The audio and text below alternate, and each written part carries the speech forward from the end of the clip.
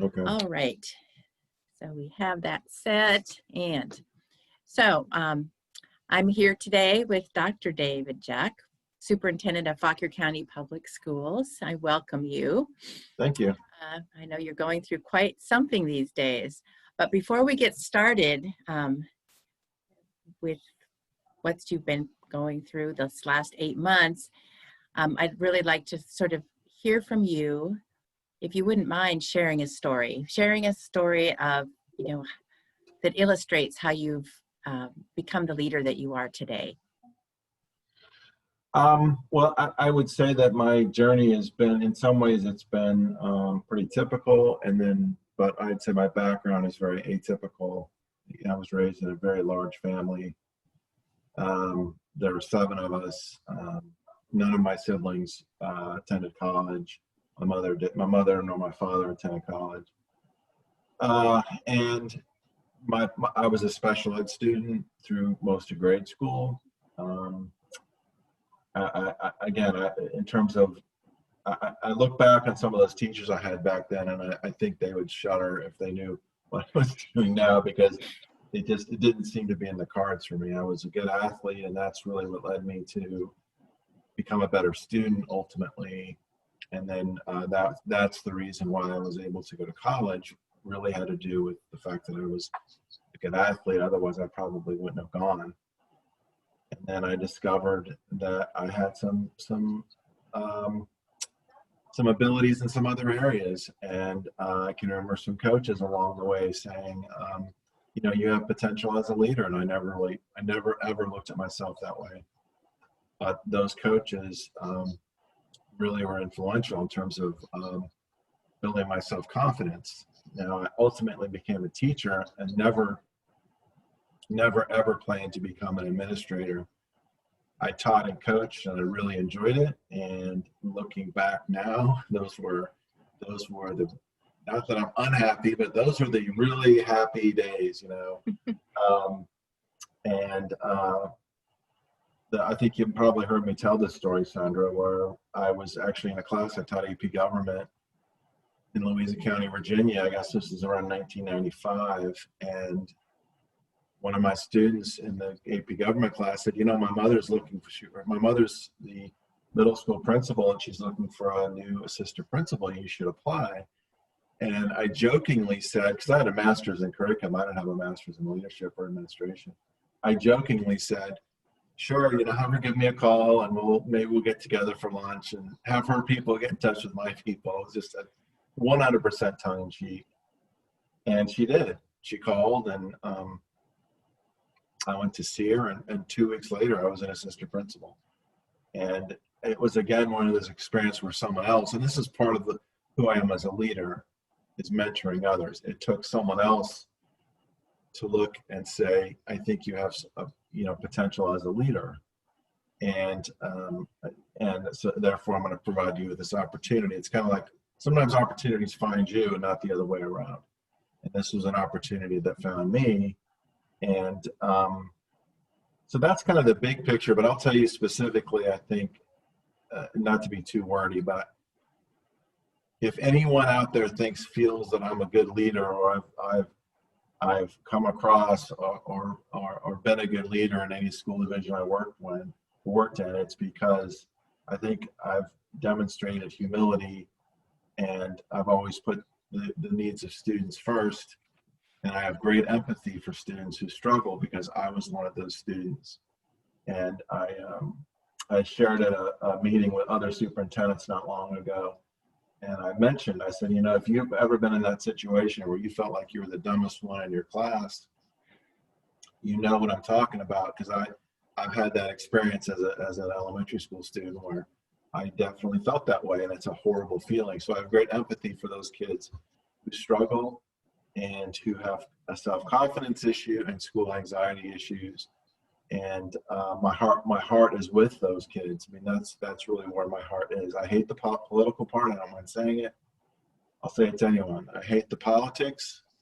I don't enjoy that part of the job at all. I can do it, and I guess I do okay at it, but I do not enjoy it, because we're oftentimes, and I'll just conclude with this, oftentimes when you start making decisions and you consistently make decisions that you feel are in the best interest of students, oftentimes those decisions, they don't set well with some other folks, with some adults. They just don't. And that's hard to take. That's hard to take as an educator. I think the vast majority get it. They understand it, yes, but there is that piece, that part where folks don't understand it. They don't understand you're making decisions that are in the best interest of kids. You are going to call a snow day today because you know there's 3 or 4 roads out there that are dangerous, and you don't want to put cars out or buses out on those roads. And sometimes people have a really hard time understanding it, but that's the fact. That is the reality. And so I think that's why I am what I am as a leader. Good or bad, I don't know. I guess it depends on how people view it, but that's how I've tried to lead. And I think an advantage I have is I'm not the typical, straight A class president. That was not me. I really evolved into the leadership, the leader that I am today. So I wanted to pick up on opportunities find you rather than you find opportunities, but you evolved as you were talking even.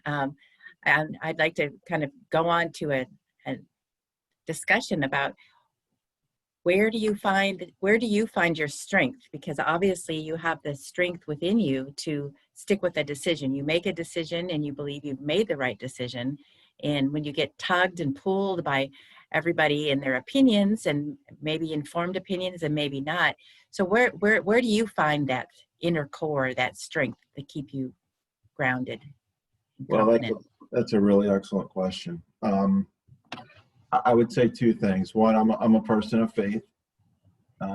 So I think there's a lot of lessons in leadership, for example, within Scripture, just in terms of demonstrating humility and putting the needs of others ahead of your own, and loving your neighbor, and turning the other cheek. And James talks about being quick to listen and slow to speak, and slow to anger. I'm butchering that passage, but it's something like that. And I think there's great lessons there, and I think that has helped me become a stronger leader. The other part of the answer is, at the end, you have to sit back and ask yourself, is this decision I'm making in the best interest of kids? And I can tell you, as you probably have guessed, in the last several months, those kinds of decisions are daily. They're daily. They're constant, where you're being asked to make a decision, and ultimately, really, what it comes down to is this decision in the best interest of students? Mm-hmm. And you use that as your baseline. And if the answer is yes, then you feel confident. You feel confident moving forward. And people are upset, and there's a lot of upset people right now. There's no other way to put it, and a lot of anger. And so what gives me solace is I'm making decisions that I feel are in the best interest of students. And I can tell you, as a much younger leader, much younger school leaders than I am now, lots of sleepless nights and lots of anxiety and stress. And as I've matured, I've gotten past a lot of that, just in terms of, I've made a decision. Some people aren't going to like it. Some people will like it. But I feel that what I've decided is in the best interest of students, and I'm going to move forward with it. And do I make mistakes? Absolutely. I absolutely make mistakes. Mm-hmm. But I've got to stay grounded, and not use the word grounded. I've got to stay grounded in, is what I'm doing in the best interest of kids? And if so, then that's the direction we're going to go. And as I said, some people don't like that. Some people, they don't see it that way. Which is cool. We are all entitled to our own opinions, but I would point out that one of the best compliments I think you can give anybody is if you recognize that individual differences are normal and to be expected. that is such an important mantra for anyone. Individual differences are normal. And what we need to do is respect each other and respect each other's opinion and be quick to listen and slow to speak and slow to anger. I think those are really important keys to, being a strong leader. Mm-hmm. Yes, I think we all want to learn those lessons right now, don't we? Yeah, Yes, absolutely. for sure. So I can tell that you're sitting there feeling that confidence when you start talking about the best interests of the students. It comes out in the way you speak. It's obvious that that's the case. So as I'm going to ask you to fast forward a little bit. I realize I'm not asking the questions that were on the question sheet, but That's okay. I'd rather ask the ones that come up. Yeah. Is you're looking at the beginning of your 8th year here as superintendent of Fauquier County Public Schools, and it's been quite an interesting end of the 7th year and the beginning of the 8th year. How will you know that you've been successful in enabling the best for your students this year?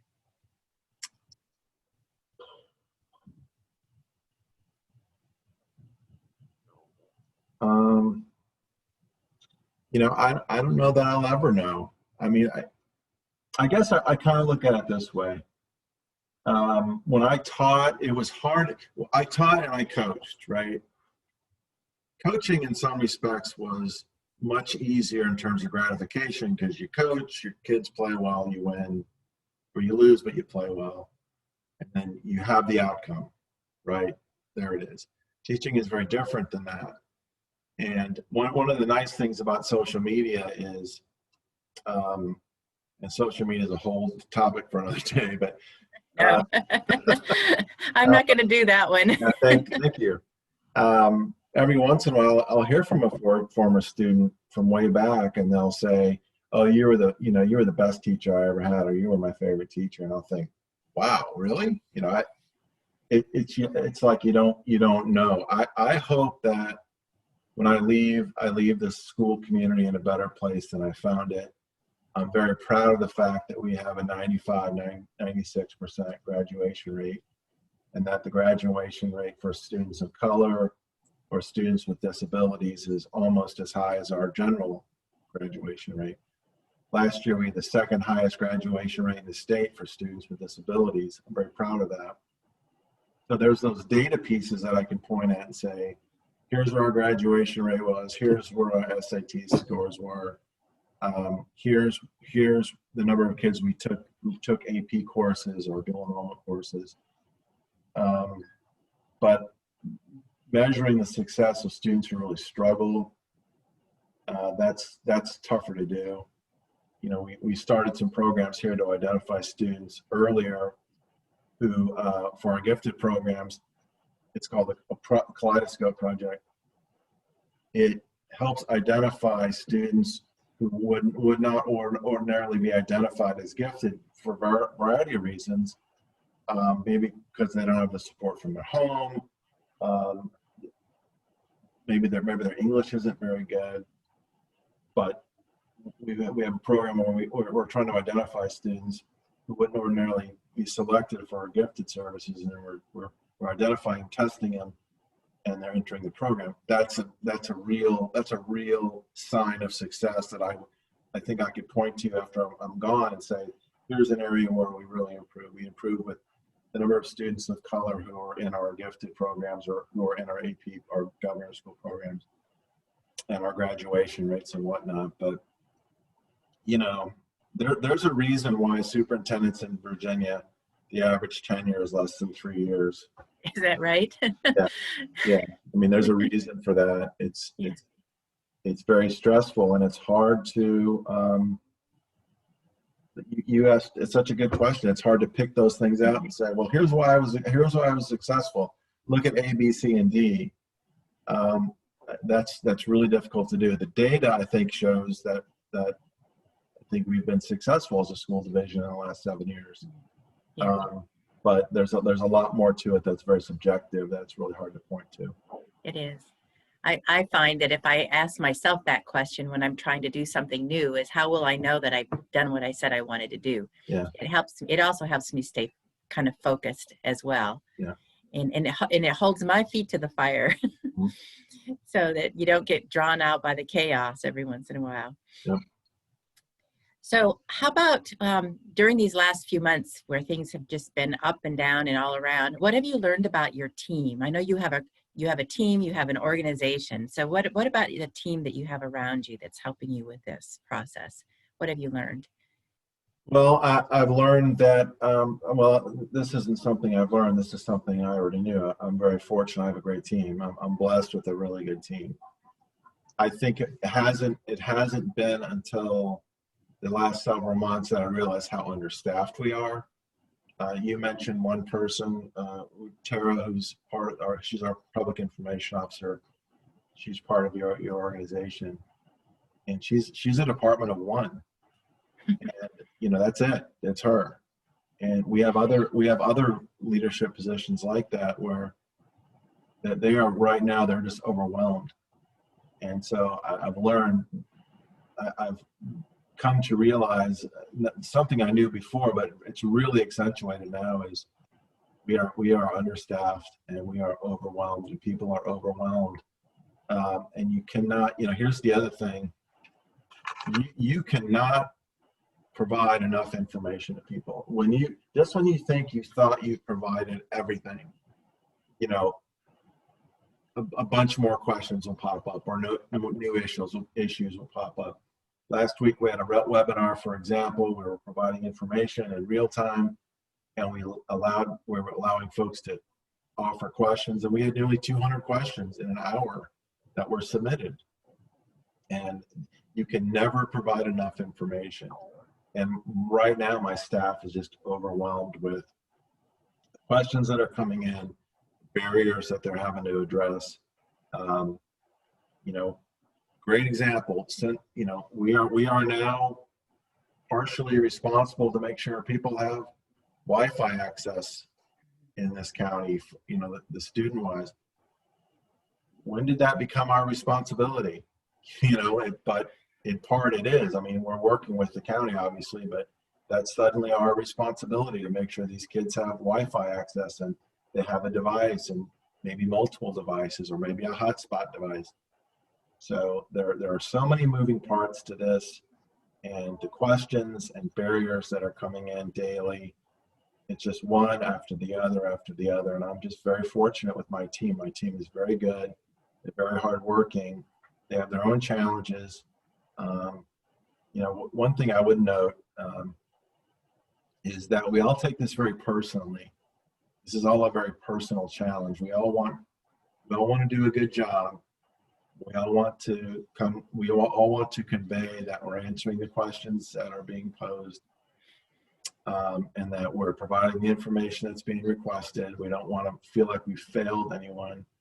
We want to make sure, and everyone up here, I think, feels that way, like that. We take it very personally. We want to do a good job.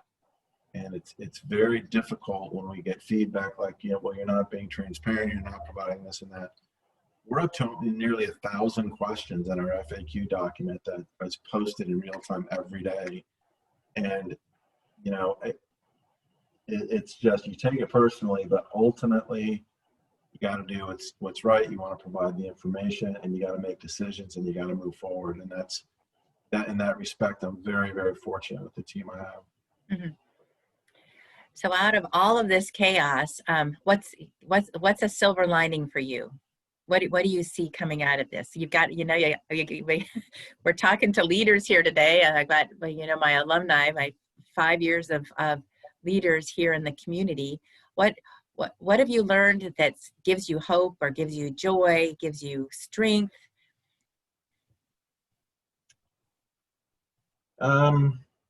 Well, I can tell you this. I mean, we're doing in less than a year what ordinarily would have taken years to do, just in terms of taking the way we provide instruction and flipping it on its ear completely. Ordinarily that's something you tackle over years, not 8 months.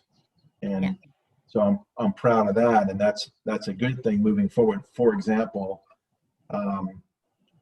one of the things that this process may allow us to do ultimately is not ever have to worry about snow days again.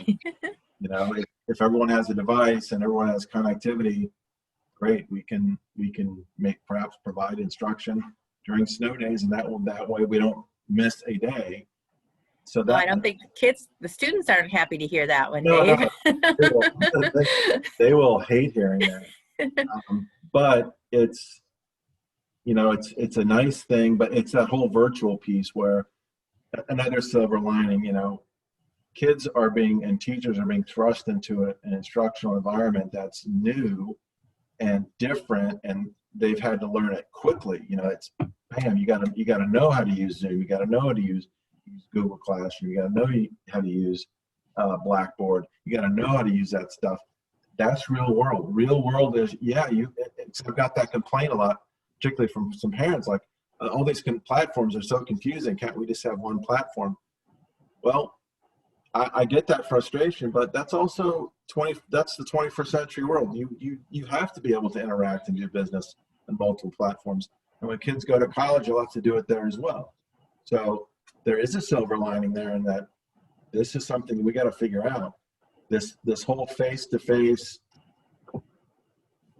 not 20th century, that's 20th century instruction that was based on a 19th century model during the Industrial Revolution. It was how we instruct kids, and straight rows and bells and face-to-face. That's the model that was born out of the Industrial Revolution, and we're completely flipping it, and we're doing it quickly.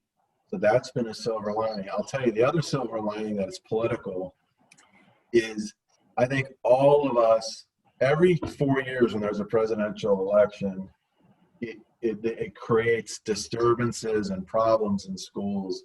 It really does. Every 4 years, it's inescapable.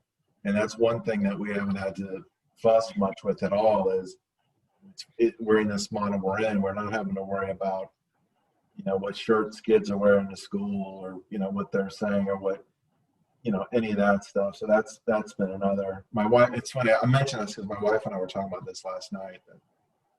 That is one silver lining.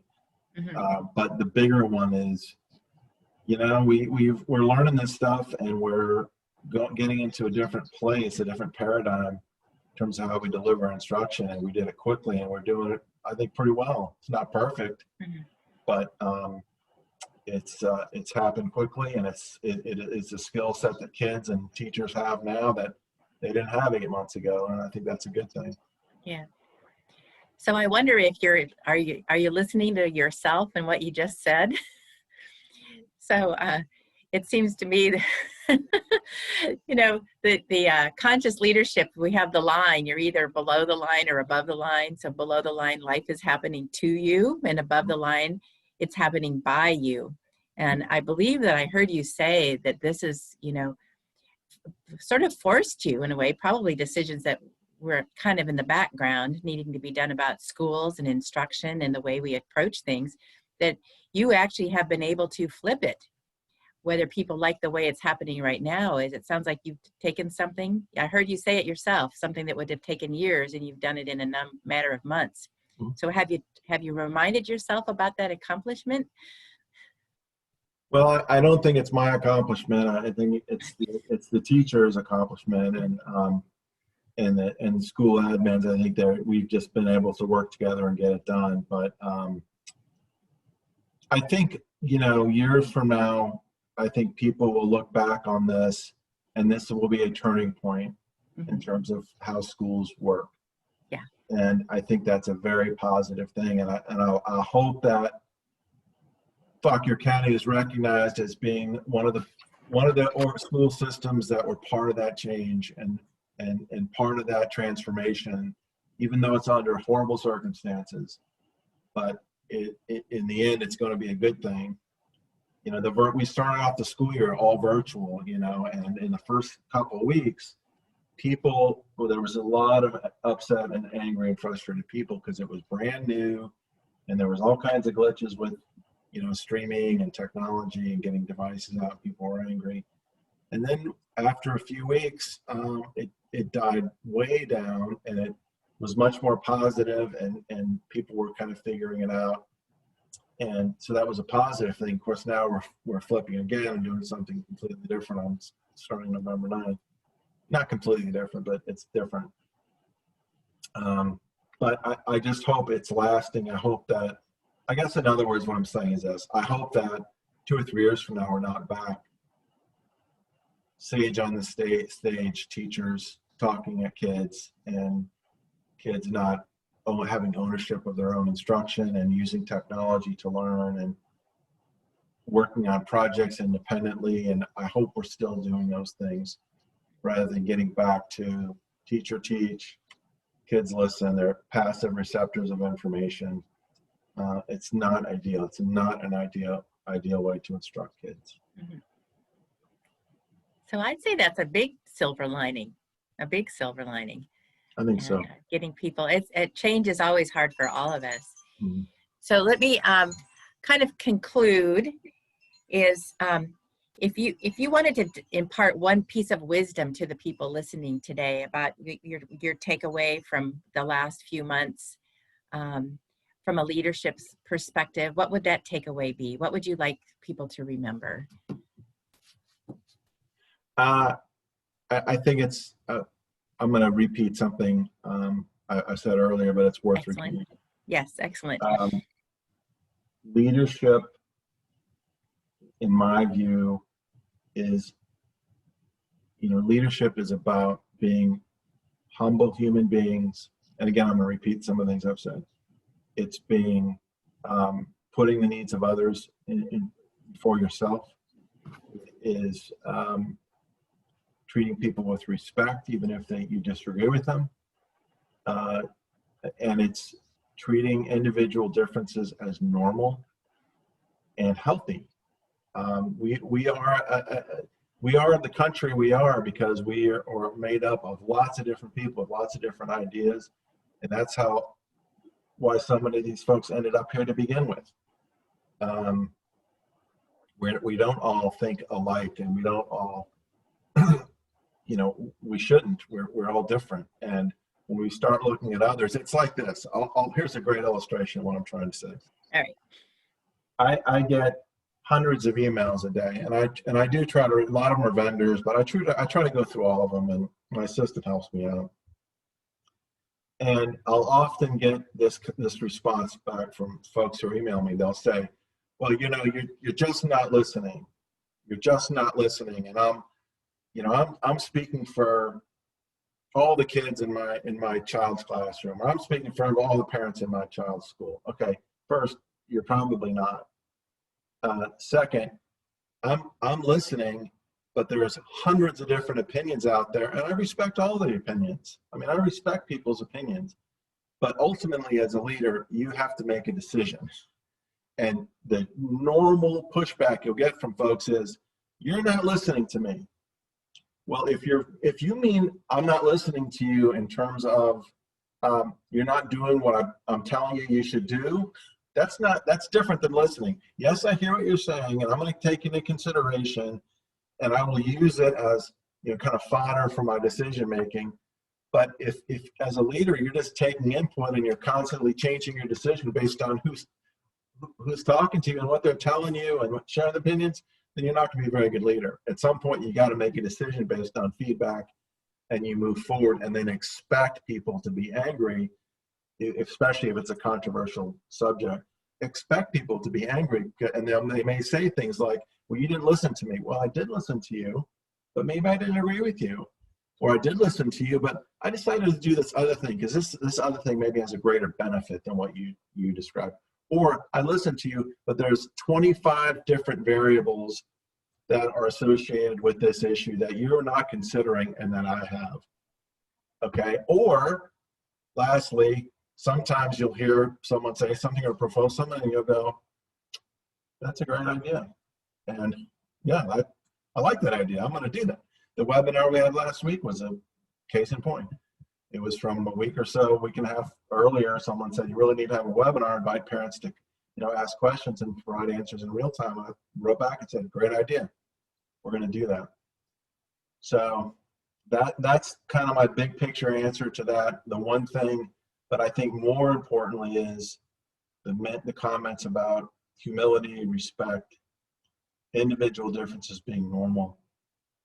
But ultimately, again, you have to make decisions, but don't be afraid to receive feedback, and then don't be surprised when you get criticized, because you will be. That just kind of goes with the territory. I think that's a very good lesson to leave with people, without a doubt.